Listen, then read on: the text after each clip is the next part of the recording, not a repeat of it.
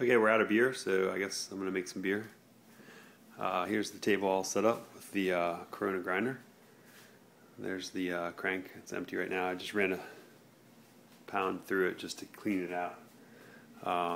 This is the barley we're going to be using. It comes in these big, huge 50-pound bags.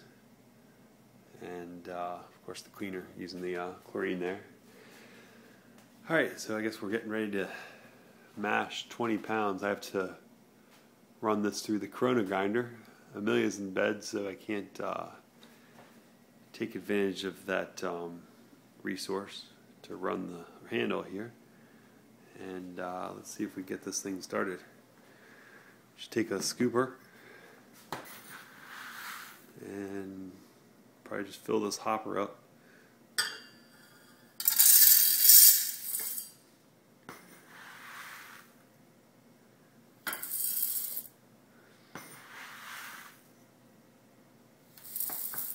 As you see, this is going to take a while to do 20 pounds.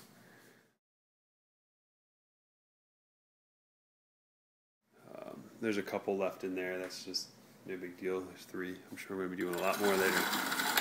But,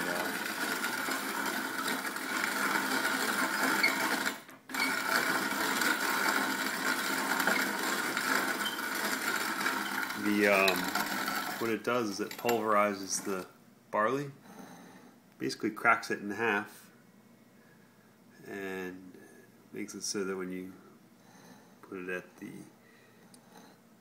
mashing temperature, the sugars come out.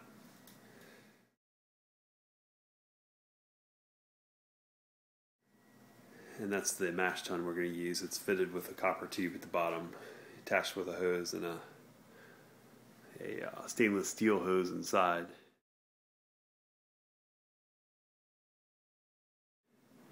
To drain out just the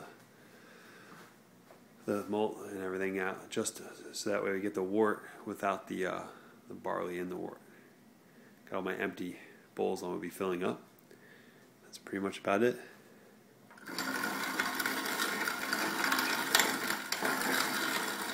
I think I used to do this with beer, but I don't have any. Maybe I'll do the music.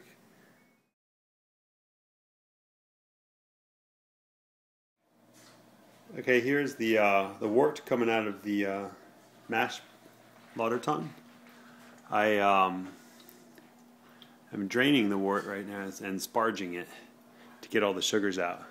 We use this process to heat up the water to 160 degrees. And I take the water and stick it in here for an hour to make tea. Of course, using Brita filters, cheapest way to get clean water.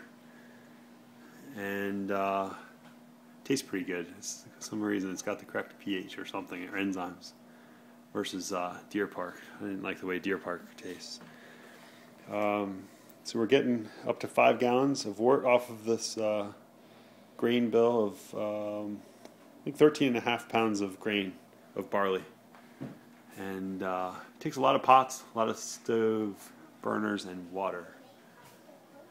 So, and thermometers, and I started to drink a couple beers so I can handle it. Where are you right now? The kids know to not come in here so they don't get burned, right, Helen? Say yes.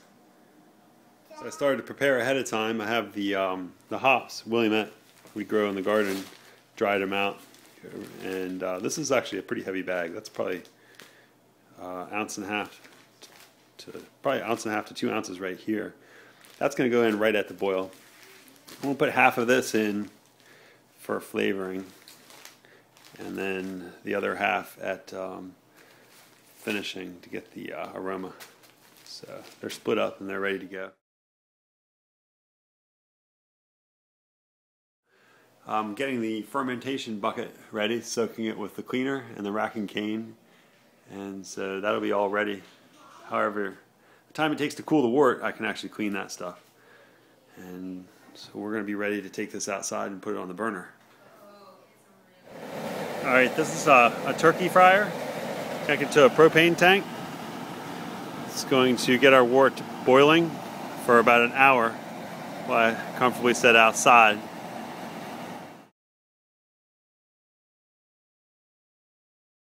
And I think I'm going to try to watch the football game. It starts at 8:20 though.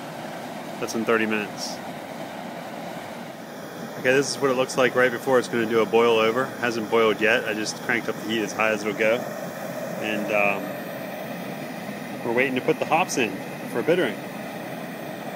It's about to boil. I can see it breaking. The cream is about to break to a free, clear brew.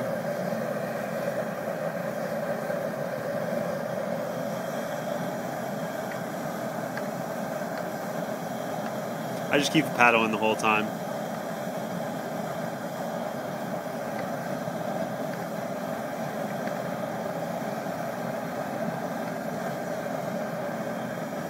I got all my stuff here ready. The lighter. Actually, you can't see anything out here, and it's cold. So we're gonna have to get ready to shut this off if it starts boiling over, and then you light it again. Okay, we just added the hops, and then we have now a successful rolling boil. This is going to last for the next hour. Actually, some of the hops are still coming up on the sides. We'll have to just wash those down in there and stuck on the stick. So, paddle here. I think I got them all. And we're into a rolling boil. Alright?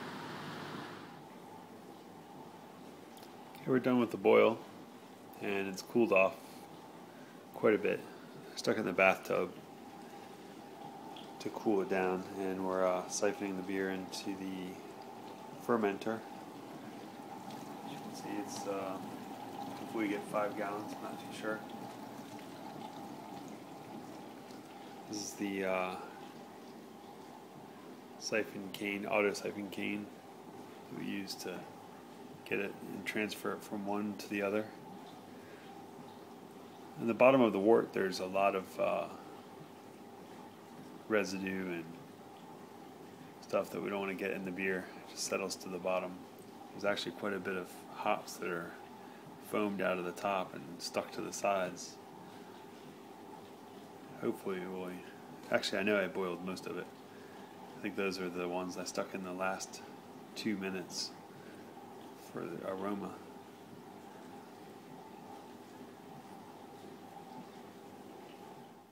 Okay, so we racked it over to the other fermenter.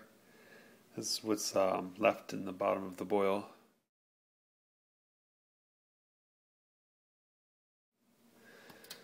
And we have the hydrometer in here. Can I give this guy a spin so you can see? I guess it's we're at 62, so 1062. This is going to be a pretty strong beer.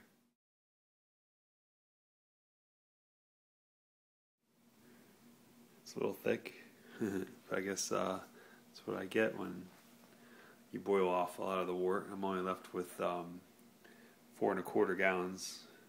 I guess, yeah, 4 1/4. I guess I boiled it a little long, but it'll be a stronger beer. It's always a good thing. Okay, we got the lid on, 4 1/4, and some foam. We had to pitch the yeast and stir it up quite a bit.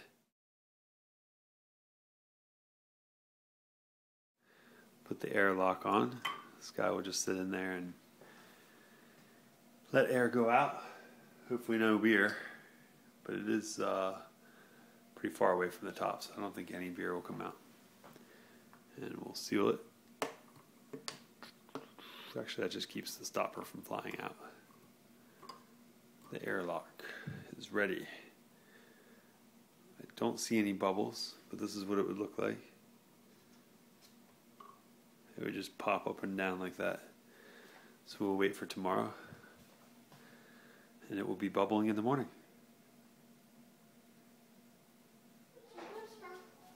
Okay, here we have the siphon cane.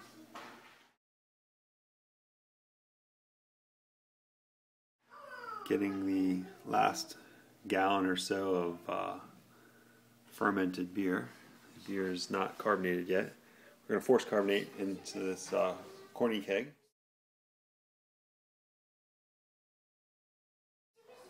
By adding CO2 to it and probably shaking it so I can have a beer probably tomorrow. See how it goes. But I'll drink probably one of them tonight, non-carbonated, see how it tastes.